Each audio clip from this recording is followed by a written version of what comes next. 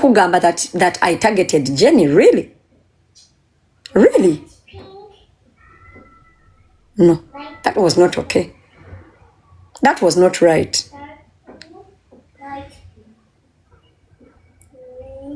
That was not right, but I swear, my friend, I guarantee you, Jenny Bulia can never be 1% of the sister I was to you.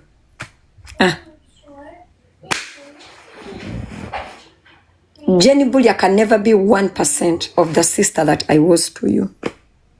Never. Because I truly loved and cared about you.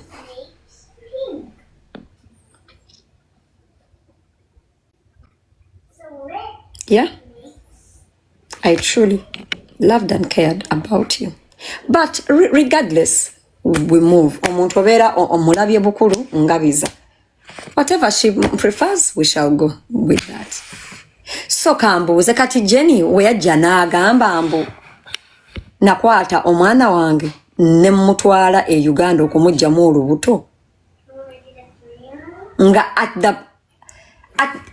in the bottom of her heart chimanyi mbu it's not true nga ne Nakku chimanyi. Nakku knows I'm a very, very protective fucking mom.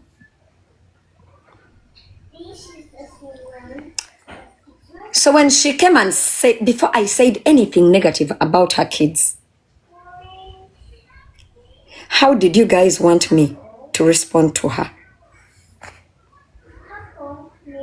Wanji, how did you guys want me to respond to her?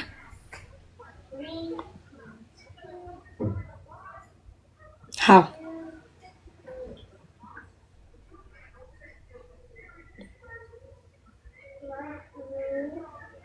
How?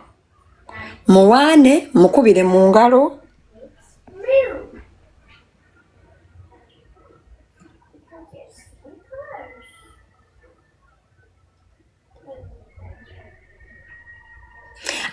Nagamba Jenny, nobody has talked about your kids because Zaina yali avuma. Nobody had talked about abana but Jenny.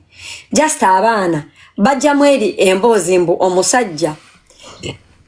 Actually sintife omusajja nga tuplayinga audios yagamba omwana omusi ya muzaala. Jenny najja nagamba abana bange mubatadde mu drama wamwe mubatata banjawula abana bange anything for my children, leave my kids alone. Well, like Jenny, nobody has talked about your kids. And I told her, Jenny, there are so many things people can talk about your kids and you also know. To dragging abana mwene embozi naye nga mmwe mwali mumaze akaseera nga muvuma abaana ba munnammwe mbu bamongo temutalabangako. Zaina yatuse no kungamba Senga kankuwe ebifaananyi by'abaana bange obiteekeyo. And I'm like, no. You know, mulowooza kale. And I'm wondering abantu abatayagala Zaina yabakola ki? Zaina alekaana, Zaina avuma mmwe. Ye abeera alekaana mulalu era naye alekaana n'abantu nga they have issues.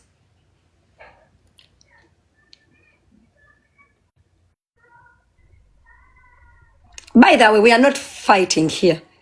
We are just talking. Just letting you people know inti. But Jan Novuma Senga acid mbuno ananagira. Don't dictate how Senga acid should respond to you. Bwechiba chamurumye naye ajja kukwata awakuluma.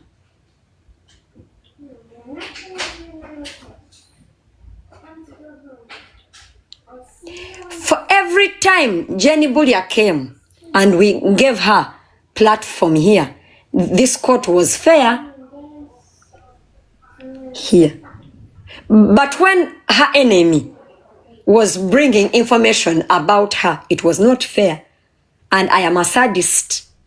Nwani sabana abato. And all that crap she was pulling, guys. It doesn't work like that.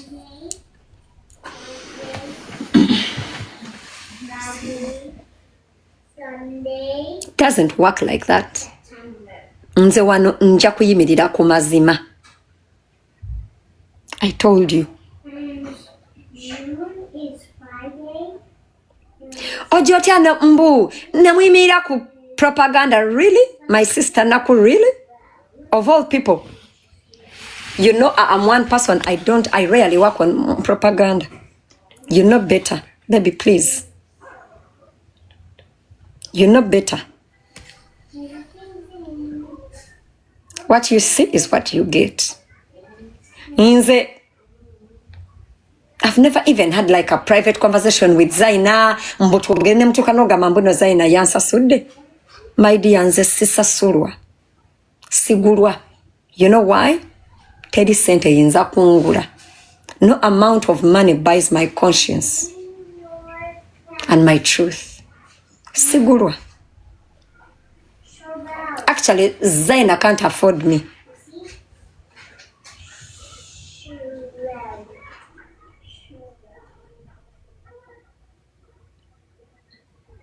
Oyo mukazi yabeera mu ntalo alina entondo. It's true nina entondo. It's true. Naye entondo sizinkolera ku bantu. Entondo nzifuna ku muntu andaze nti ali fake towards me. Don't show me that you're fake. Me, I have people that don't like me and I know they don't like me and I don't feel offended when they talk about me or post me. Notunulira Gibbs.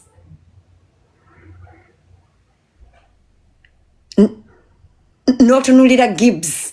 Jen Bulia comes here, says I took my child to Uganda at 13 to abort, and you're there. You're like, Jenny Bulia, no, fuck you, Gibbs.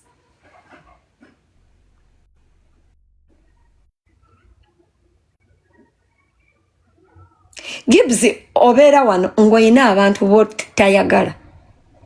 Wabula Senga, don't call back that person here. Well, do you know how many people? For example, Gibbs Ham takwagala. Gibbs Ham takwagala. Ham has said here a number of times to blocking. We've never blocked you, but you're a fucking pussy. You're a guy, but a pussy and a hypocrite. Era modo akubulire wano Ham buli kaseera agamba mu blocking Gibbs takwagala. Senga Hamu yankubiranga ngamba blocking Gibbs. I'm like, no. No, your Gibbs ajja mu inbox nangamba Hamu yangamba ogenda ku blocking bichi namga sisa ku blocking. I thought Nevermore would be different. So inze abantu bajje nsitamireko obukazi obutanaaba na maaso. Osanga akakazi konna kaddugala. Kalinganga ekisinziiro ky'embizi. Kakusitamireko. Tekatawazizza. Kasiiwuufu. Ebinnyo bikali kungulu and everything. Bwera nze mberaawo and I smile. Come on. Come on.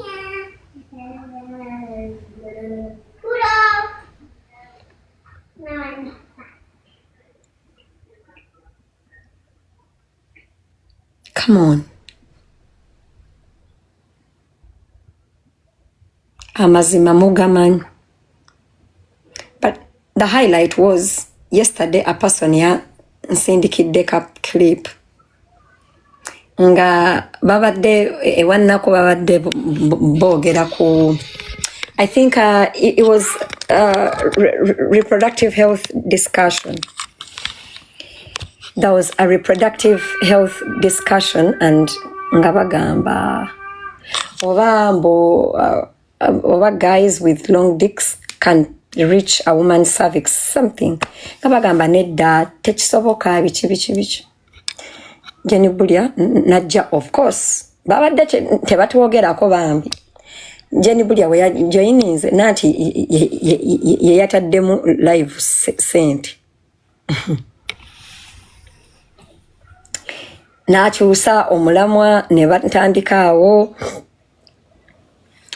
nagamba kati waliwo abakazi abamu nga biwongole nga Zaina Naturals.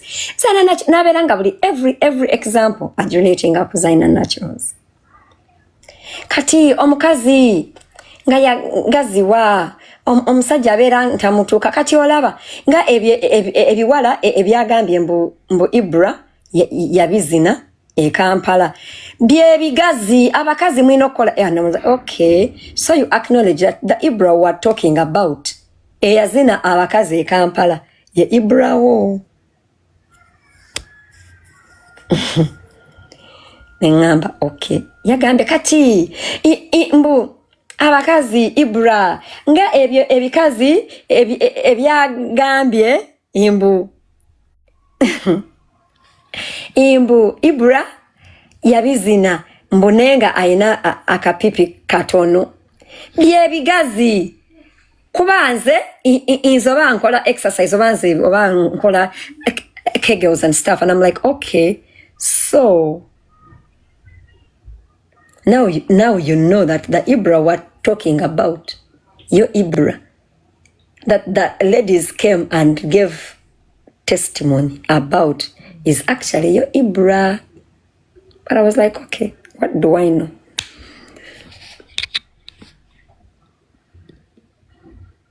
Yeah.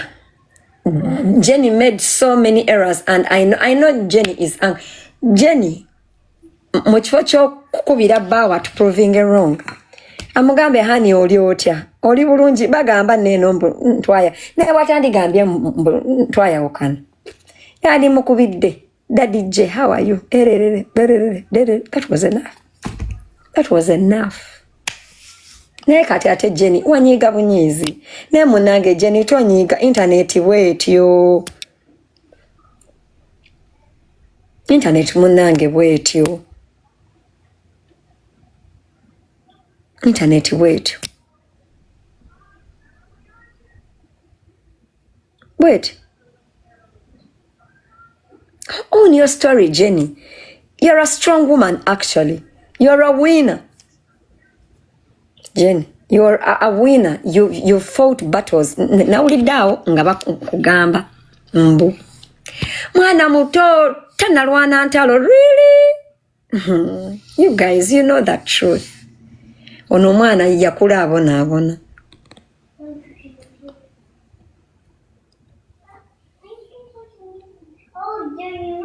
Yakula abona nava gyavudde nga namwe mumulaba gye nvuddewe muzze mumulaba atuuse mu America abasajja bamuzinye bamulimbye empapula asomye ta graduatinze. You saw all that. Yewaddeko n'obutwa because of men. You saw that. You know? You saw that. And then you're like, tanalwana ntalu. Omuntu aina abaana babiri mbasajja babiri abeera ate nga aina emyaka asatu mu ebiri.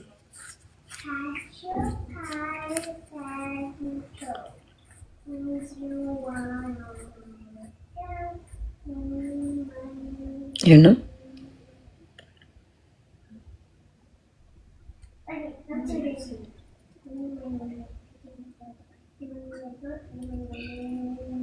You know? Kakati nze nebuuza ate by the way Gibbs olinga mukazi owola na Zaina yakuzinira baawo baye yakuzinira mukazi.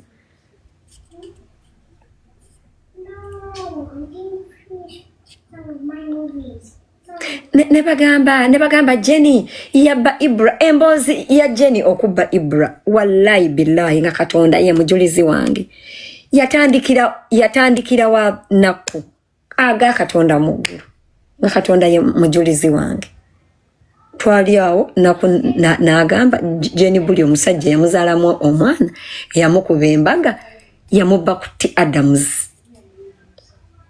Bali ku live bichi next thing we saw Jenny ngali with the same man in Vegas. Ewa Nakku. Guys, am I lying? Kati ate mwe nyini mwe mwaleta embozi. Kati ne mujiwa abantu. Kati ate mujegana. What's wrong with you? Mwe nyini mwe mwajireta. Eraze, I believed you.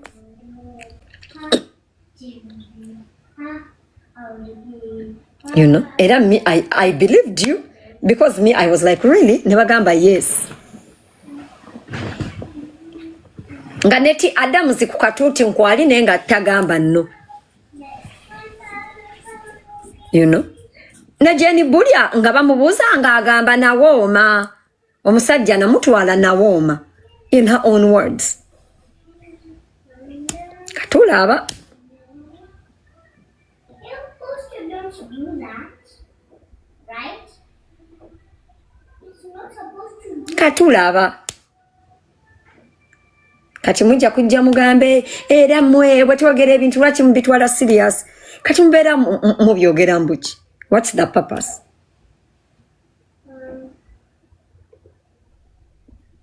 Mwe mwajja wano ne mubyogera. Ate it turned out omusajja eyawasa Jenny bamwita Ibra. Era abeera wa Las Vegas. You know what she said? Era yayogerako era abaana bona bagamba oyo Ibra yabeeranga ku live za Nakku yoyo. Ye yamala n'awasa Jenny. Abaana bajja wano ne bagamba yoyo gaayi. To be honest, me, I did not know him. Era me, I could not even make a statement about musajja wa Jenny because nali simumanyi.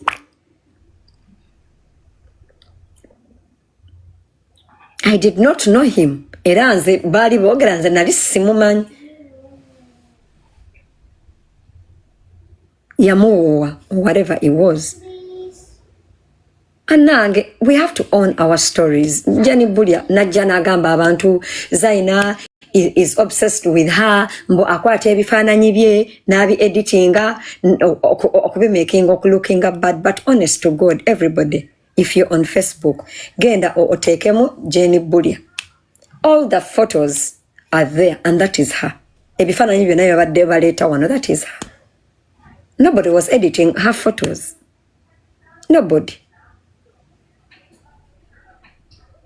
Waliwo bambi ampadde Galaxy neyanziza nnyo bambi.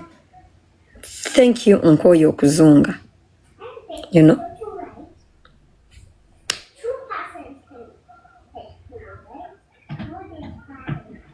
Nyini we postingidde ebifaananyi ate oze ogambye mugende ku Facebook mulabe. Zaina wamma neyanziza nnyo bambi my Galaxy. Thank you Zaina. Kati nze mwali mwagala Zaina muvumire ki? Yankola ki? Era that means mwali mwagala okunwanisa entalo zammwe. Era finally you succeeded to drag me. Yankola ki? Nemutoka nogamba mbu Zaina yanguze. Mvume Jenny. Nze Jenny nga muvumira ki yankola ki? I did not have any problem with Jenny Bully. Nothing.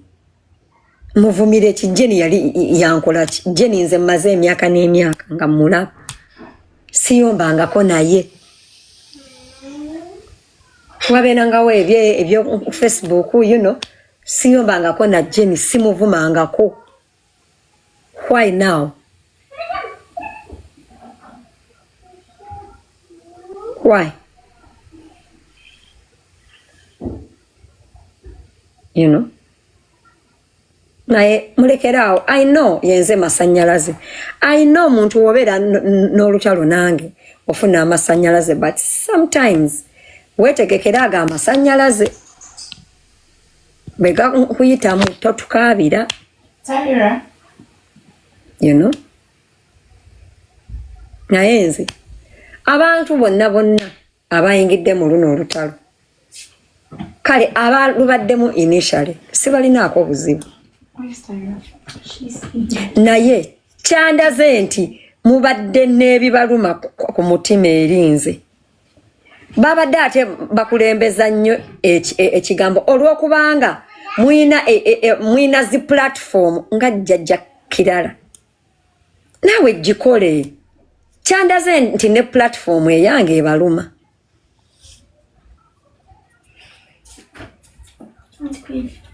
You know? nze sibalinaako buzibu naye kyandaze mbu nno kuva dda temunjagala.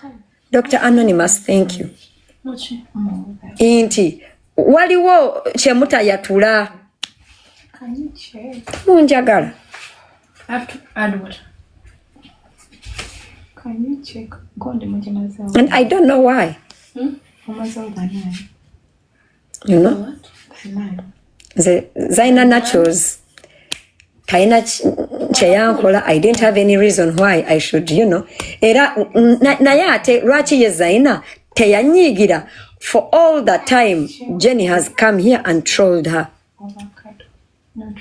Zaina kept coming back here. Nga nenkola ibiziza faabako. Neba muvumirako. Nga neba nina kyemubuuza mukubira ne mubuuza. Era nga nesimu yange agikwata. It's not good. Who does it? It's, you smell like You people. There was a day, I think it was 2 weeks back. Jenny Bulia yavuma Zaina. Nenkowa n'okukowa. Come on. Why do you smell like perfume? It's my oil. I'm gonna give them a hug. Zaina yajja wano ne tumuvuma. If you remember, ne tumuvuma ewaka baata batuvumye gwe Zaina yo a hypocrite wanene. Wano ku bintu bya phantom. Zaina still came back nganze Zaina teyanyigira. Ebivumo byonna bye mwamuvuma lwaki Zaina teyankola mu miramwa nga nvuma. Why? Mugenda awo mwe ne mulowooza mbu nno okwogera oluzungu mbu you're intelligent. Emotional intelligence is very important. You know?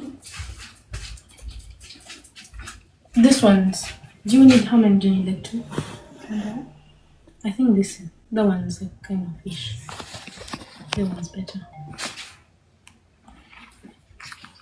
Hello? Yes, please. Good, how are you doing? Kurungi olio. Then you put in a place. Anange. Side of things. Antu wange. Come here for you guys push up.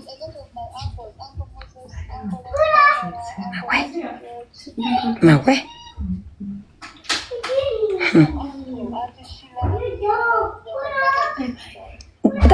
That is my mom's sister.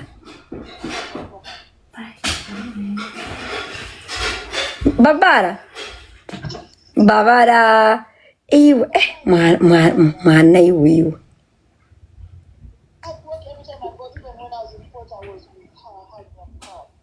Ato kasembere owemigaju nenkwanzi mwana iwe. Call on it, put them together.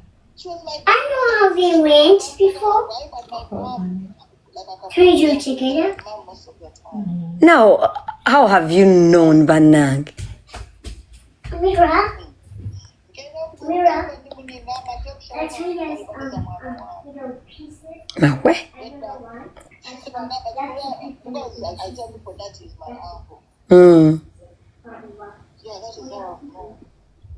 Mawe. It is true. Twino kolayo okumanyagana. Fijakora okumanyagana habwokuba kanchulere. So this goes. No, start from here. Wewe. I will start from this. So Bye. I know. Banange.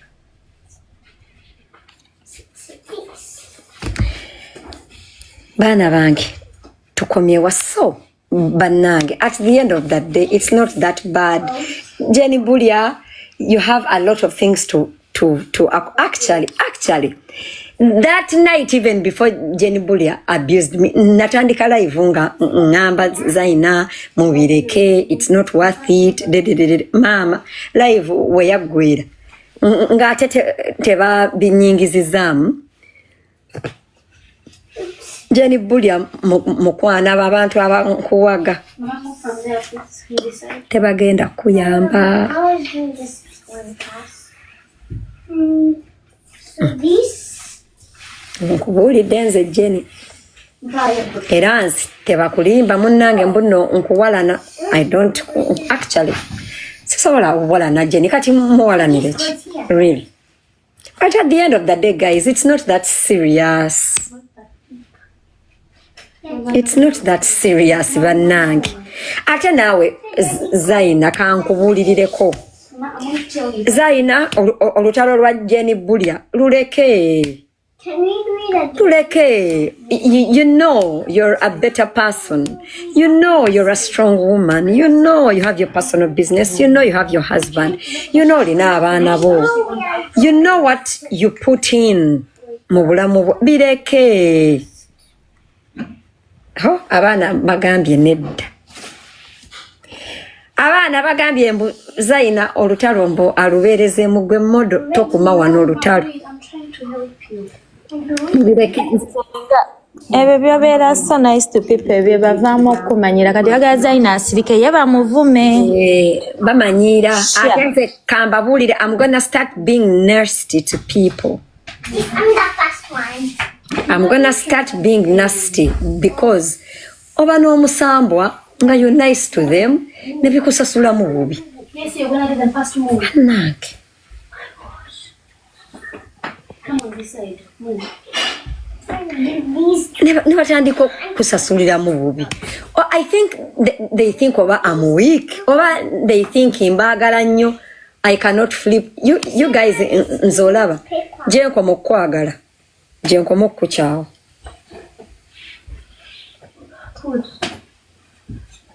Naye nga ebigambo bino mubiwandiike wansi. Ndi mwana wa sitaani, ndi muntu mubi, I'm everything bad. That's so cool. I'm gonna put that there. Put it there. Naye bantu baffe 1, 2, 3. temukola bulungi. I have a lot of faults I know naye olina okumanya nti oluusi Senga acid. It's Elizabeth. You can't please. Okay, the more abantu they are hearing you too much. The more you leave them, the more they're stepping on your head they right take now. me for To be honest, granted. they're taking you for granted because you okubeera know. inaccessible. The thing is, they think they can drop you and then pick Ate you up all of a n'ekirala sudden. there was adde wano twali tusondera omwana muwulira mujjukira omwana eyali olubuto eyalina baby ne tumusondera ssente n'agamba ayagala kujjamu overstay. By the way, an update, omwana oyo I gave her that money last week. That is when she started okukola ku bintu byebyo ne bagamba wano bannange mutaginga abantu bajje wano. Twayita abantu abagagga wano baagaana okujja. If I remember well, twayita Zaina. Muwulira Zaina n'agamba omwana oyo akole ku bintu bye. Cause nagamba Zaina tumusondedde ssente ziweze ez'okukola ku visa. Zaina n'agamba bw'anaakola ku visa n'agimala nenda mugulira ticket. If you guys remember, do you guys remember? Zaina omubi. Jenny Bulya wano yali agulidde wadde omulema akagatto. Senga ani Jenny Bulya oyaja nonga Jenny Bulya kino bwaki kyekiwo n'aseka busesi mu comments. Thank you. I think. Are you a child? Jenny Bulya wano yali agulidde wadde omulema akagatto waneeno twali tusondera omwana engatto. Omwana gwe bagenda okulongoosa. Jenny Bulya yaliwo era n'abuuza omwana yabadde ki yaliwo mu comment ne tumugamba. Guys, don't say that Jenny Bulya does not have money. We all don't have money. Nga fera we batuvuma mbuno tuli banaku. It's not all about money. It's about ne bwezibeera $2. My point is sinti manja Jenny Bulya oba nti muvunaana obuta contributing no.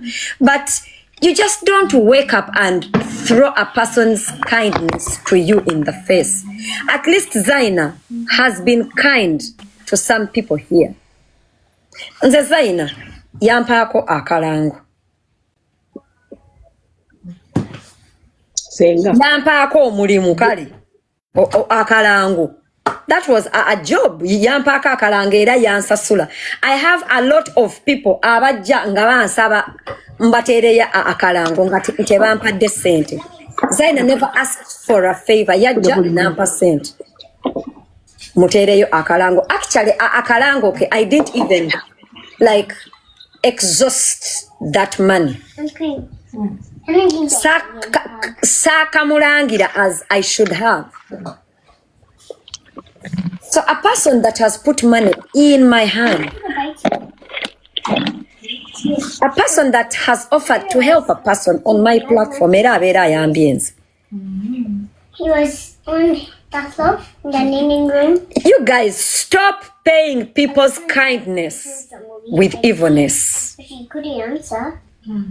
So I tickled her feet. Stop paying people back in a different currency. And then put on. Stop. Start to back the just. Sorry. Stop. Do you know another You should drink some water. Don't put your leg in my face. You know? Now I'm showing you. Era kati kambabulire omuntu omulala atanjagala nenga wano abeerawo T. Adams tanjagala oba namukola kisimanyi tanjagala Get some tiny water. I have some water. oyo ekyo ki T. Adams tekinjagala and I know it naye wano abeerawo ku for you page tanjagala naye mumubuuze lwaki tanjagala namukola ki Mama, you said go keep drinking water. tanjagala You can read all of those. naye apart from people being hypocrites T. Adams Yes, things I don't like chicken. nga asobola okwogera amazima wasn't there a story okuviira ddala ewa Nakku nti T. Adams Jenny Bulya yakubbako omusajja nti mwali ku live biki before you knew Jenny Bulya nga omusajja amubbye My name is Sharp. era nga naawe katuuti woli every time they said that nga weesesasesa nga ne Jenny Bulya katuuti wali nga agamba nawooma omusajja namutwala namubba. Am I lying?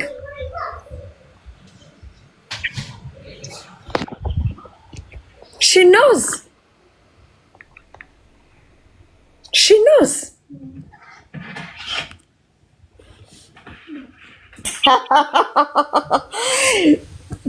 Sharon Mutesi nga lwaki nkuteeka naye mukwano nga lwaki nkuteeka kati we want to settle this and for all. What do you have to say? Twogera amazima onsiseeyo mukwano twogera amazima T. Adams. The narrative nti Jenny Bulya yakubbako omusajja yatandikira wane wange. Of course not. Yatandikirawa. Nakku. Thank you. That's all I needed you to.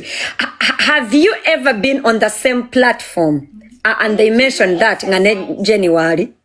Yes. What was always her response? I think yagamba nti omusajja yawooma. And at the end of the day, if Jenny is out there, she can come to this same platform and we finish this whole thing and we squash it. I have nothing to do with Jenny's man or anything like that. Naye bwagamba nze manyi ebintu byonna byatandikira n'omusajja we and everything else. So, and I'm not here nti ngezaako kwegula. I've never been on this platform as such. You know what I mean? Of course. I'm just here to clear. I'm just ate lwaki sikwagala. Tutwagala era nawe mutima gwo okimanyi but anyway genda maaso. But nga lwaki gw'ogamba bw'otyo kati lwaki obadde ompita obadde sokolayo. Lwaki obadde onsokolayo? ate sikusokoddeko just nkulabye and I mentioned Anti Bobo because you're part of the issues I'm not part of the issue at all anywhere somehow. Rachi nze ban dragging her in this whole thing at the end of the day. Bagala kumanya wa ebya Jenny n'omusajja we byatandikira at the end of it all. No. T. Adams Emboozi ya musajja wa Jenny. Actually, me, I did not know. Yes. Like, like, I had no idea. I even remember that day. You remember? I want you to remember that day very well, and Jenny was there too. Then Nakku just like that. No buza. Bamu bako musajja or something like that. I was driving. Nga muli awo munyumya emboozi about men like abasajja bazibu blah blah blah. Notunyumiza akabozi ka boyfriend wagenda nosanga boyfriend banga ino muwala something ojjukira. Yeah, something like that, yeah. Nga bagamba gweti Adams oli waluzungu nnyo nchovola abasajja like babuka. Wano Jenny Bulia bwatwe yakukuba busu and I said wait. Jenny Bulia yayagala omusajja wati Adams. They said omusajja yawasa Jenny. Yeah. Yasoka wati Adams nenga ti Adams ali slow. The next thing we knew bali ku live, the next thing we knew nga Jenny ali nnyonyi ali na musajja. Exactly. And for me, it's not like I want to bring back that whole thing and everything to Jenny and everything else. And Nanti bagambye tuwairiza Jenny twafamulatinzeewo ebibuuzi, but it started from over there. Tewali, for me, I'm a very clear person. I'm moving muchintu chino and how I remembered you in this story. I didn't even know the guy's name. Kati bagamba mbugai avera Las Vegas. Exactly. That is when I remember. I was like, wait, and this is story, this the guy or what? Adamzi? Yeah, and this story, yagayono. It chali chibozi bwechityo. Kati, give me a few minutes. I put myself together. Yes. And we clear all these things.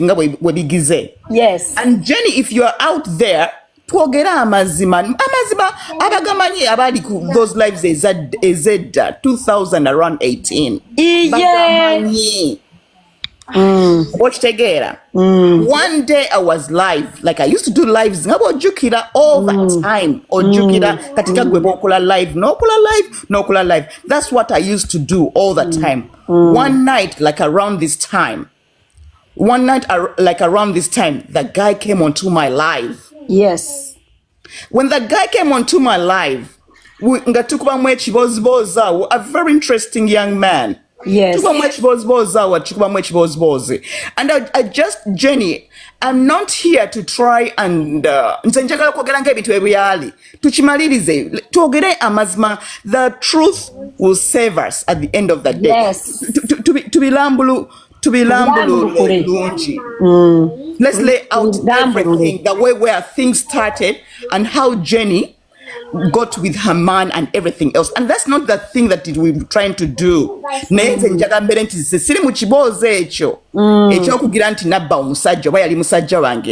had nothing to do with me. Live. Jenny that man came onto my live. Jenny was following me. Jenny was in the background yawo ababera mu comment section. Yes. Andaba ku katuuti. Yes. Gayo no najja n'abalala ne bajja. Jukira biseera ebyo, mbeera obwentyo nkola bintu byange and everything else. So this guy ngajja kukuba Amanda ku live. Wanje? Guy na kukuba Amanda ku live. I think so. Obanga nayagala okubeera nti oba nkwanamu awo ku live awo direct yawo. Mpola bwacha and everything else. Yeah. So netwogeramu awo even I give that challenge to the man, to omusajja we bwaba ayagadde aje clearing ekintu ekyo kinaba musibyeko bwaba agamba nti kinayogedde ekikyamu oba ekikyali kituufu. Kubanga nze at the end of the day if nayagadde kugira Jenny nyinza okumugira awaluma ennyo nekitagira bulungi, and that's not my intention to hurt her or anything. That's not my intention, and I cannot even go in that whole direction. But this guy came onto the live. netwogeramu Jenny ngajjukira yali a very maybe young girl and everything else, ali single, ali awo ali bwatyo. Nakku akola million identity.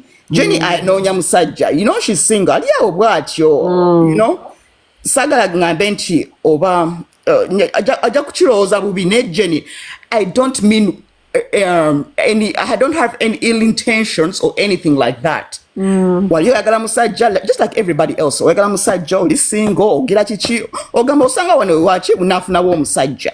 Omusajja yatandikira ku live yange. Yes. N'alinnya akatuuti ne twogera. Yes. Kaakati olwagira the Sunday n'agenda ewaani, kati bwe twayogeramu ne twogeramu ku messenger and everything else. Bwe twayogera waliwo okukwana maybe or something like that. If Ibra, there is anything that we talked about that is different, jango clearing wano oba Jenny. This is the story. I've only talked to that man once. Oyo musajja nayogerako omulundi gumu once. Twayogera ku simu ku messenger. And this is the story. This was before Jenny, and I didn't even know that alikwana Jenny. I did not know nti alikwana Jenny. So at the end of the day, maybe Sunday, maybe something like that, he goes on to Nakku's stage.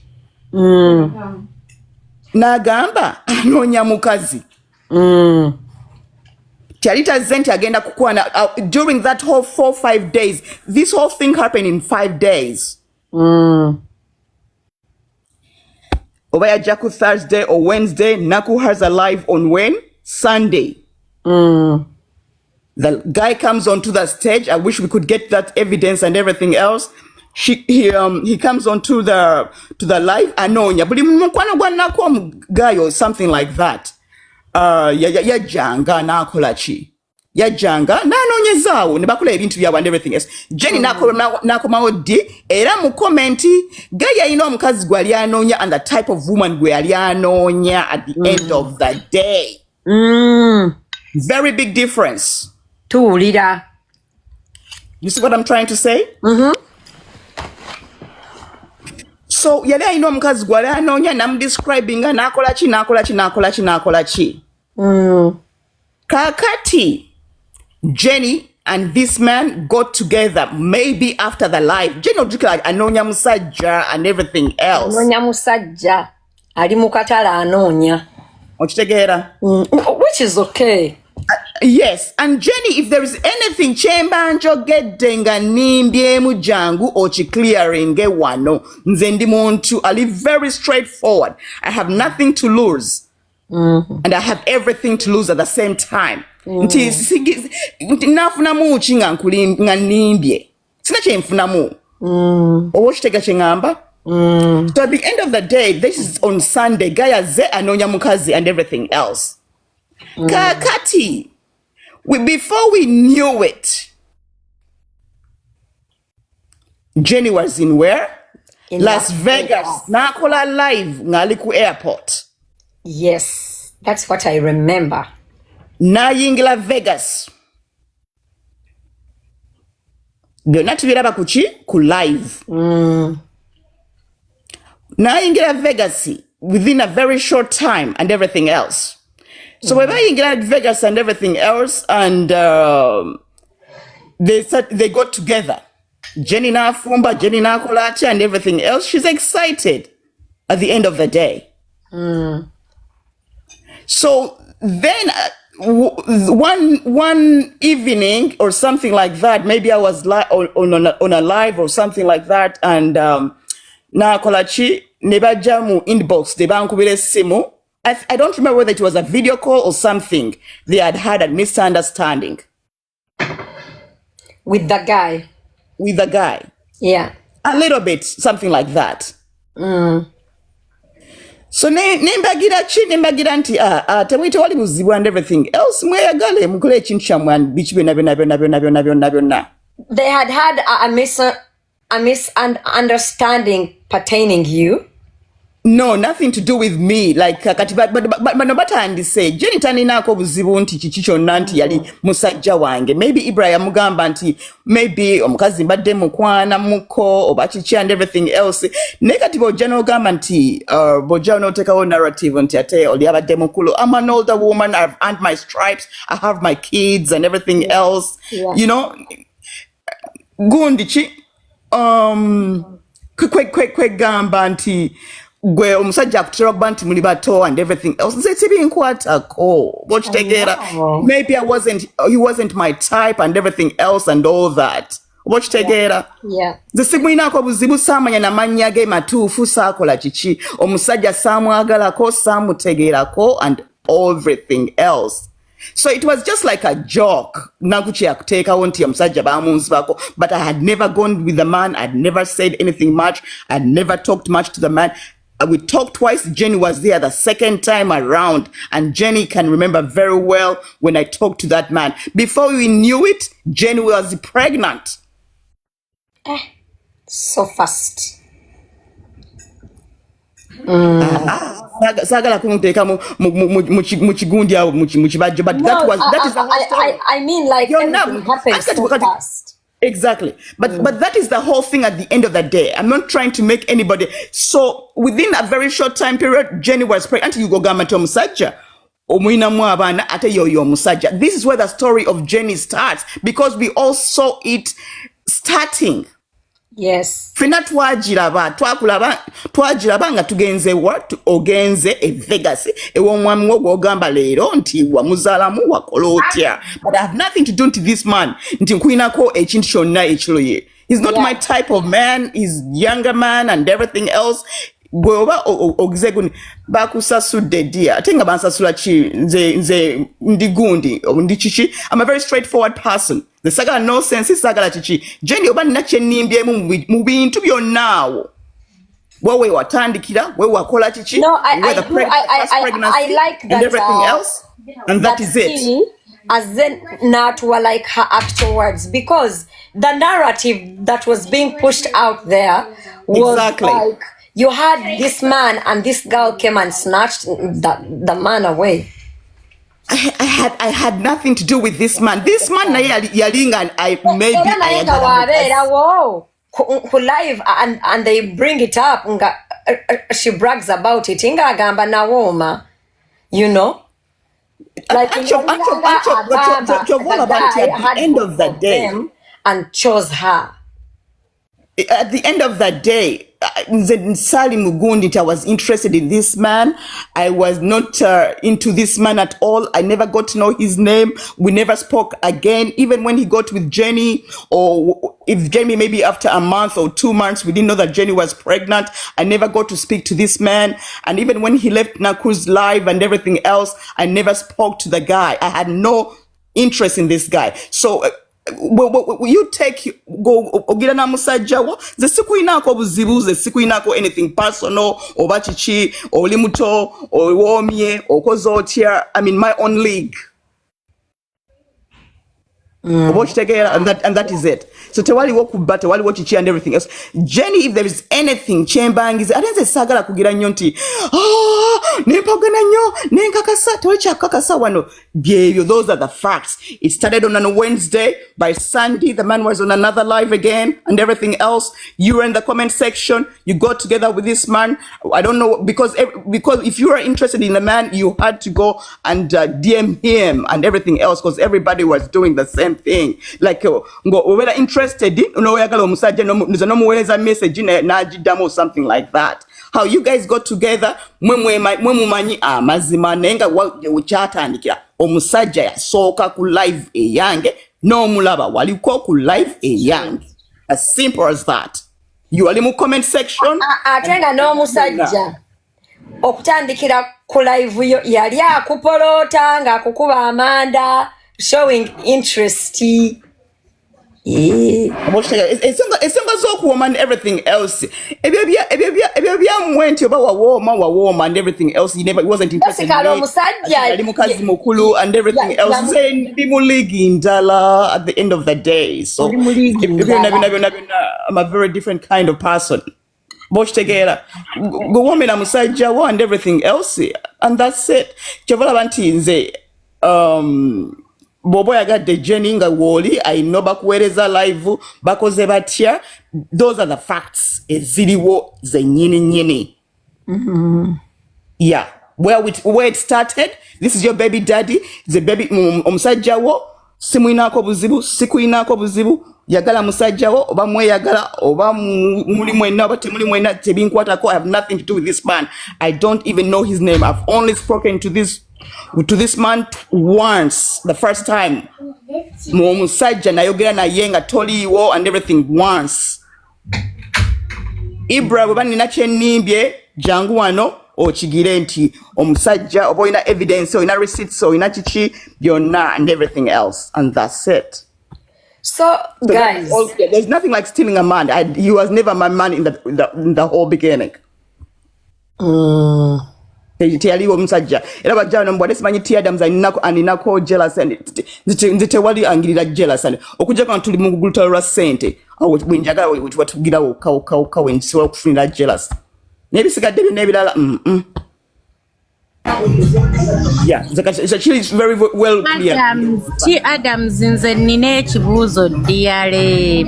Kaakati Jenny waliwo we yatuvumidde n'agamba mbu twazaala ebyana bya sitaani. Kaakati ye agenda ofuna olubuto mu nnaku ezo omukaaga baali bamaze omumuwasa. Alina akantu ke yagambye mbu ffe twazaala ebyana by'aba bastard. Kaakati awo Jenny yafuna olubuto nga bamaze omumuwoowa. Nze munnange ebintu nze nkubulidde nga olugendo bwe lwatambula olw'omukyalo oyo and everything else. Nze bwe wabawo ekinnimbye oba kyenkoze ntya kyonna njagala omuntu ajje wano katuuti I challenge Jenny ajje wano tukigonjoole bulungi. Oba wadde Ibrahim musajja we tukigonjoole.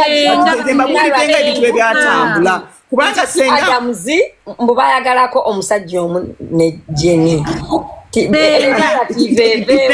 Waliwo point z'oli mu kubuusa amaaso. Senga point eriwo.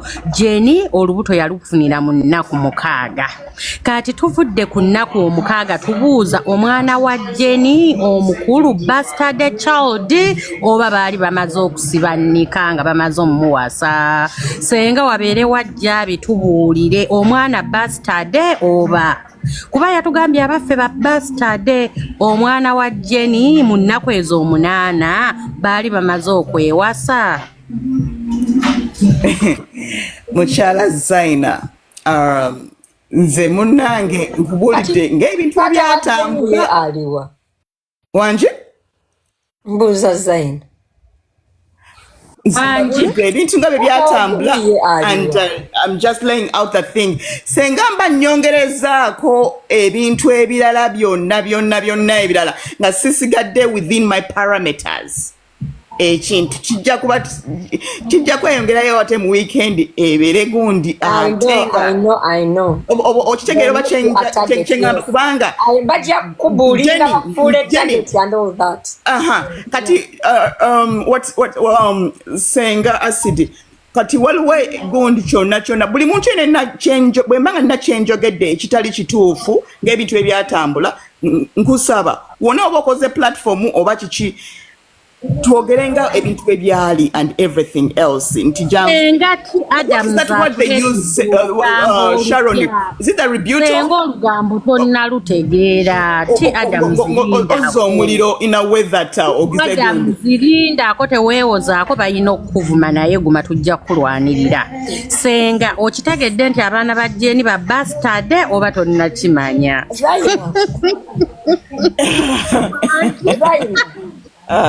Wanji okolerani Senga Jenny yagambye abaana baffe ba bastard tugezaako okusirisa olutalo nze kyengira Senga buli dakiika obujulizi obupya buvaayo. Sina kyendya mu lutalo. Musooke muleke Adamu zirindako. Senga mukazi kyatali malaaya gwe bafunisa olubuto mu nnaku 8 nga tewali malaaya. Ne weegulira ne tikiti Jenny buli atulage tikiti oba gundi ye yagigula Ibra. Jenny ye yeteeka mu tikiti n'atuuka eyo engeri gye kaali kalabika obubi omusajja n'akazira. Kwe kubira ti Adams yeyo misunderstanding. Zaina. Nimpulira. Tuzikiza lutalo olusitula. Jenny. Senga obujulizi obupya Jenny. Ekyajjeko Jenny nkwogera ku baana be. Muleke. Nango mukazi Zaina. Senga banna ate gero twabadde tetunna gamba. Zaina. Wanje. Nina kati Senga kwegamba temuzaalamu munnaku. Senga kuba mwaka faananyi wiiki ti Adams atugambye baati yakola live lwakuna. Gundi nakuna Adamu n'akola live ku Sunday. Ku Lwokubiri Jenny yali Las Vegas. Agenda okuva Las Vegas ng'ali lubuto. Kati Senga weewali omusajja amugamba luggyemu Jenny ayagala okwewa obutwa ng'omusajja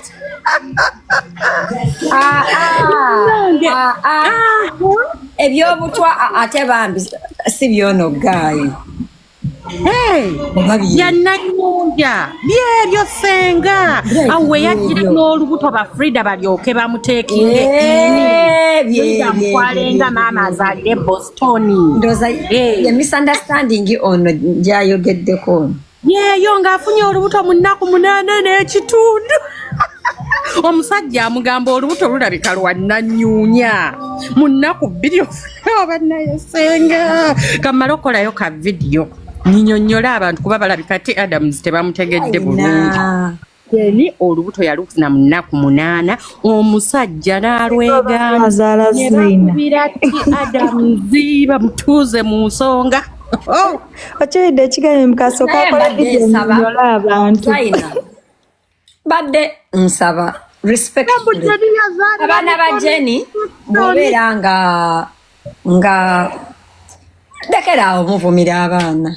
Senga tugira omwana Zaina gwe bavumye mbu mawubi si mwana atali bagambye abaana ba Zaina babayisa Mexico mbu ne babarapinga mbu ne babakuba engalo. Kale it's women that are saying such disgusting things that are lying. Senga we tutuuse Zaina muleke. Stop being nice. Stop. Omusiru takusiriwaza. Senga ti Adams tatunnyonnyodde bulungi wali. Kaakati bwe baakuba essimu biki ebyali bibatabudde mu nnaku 2. Kuba ennaku ate ti Adams avuddeko naye era bateeka omuvuma.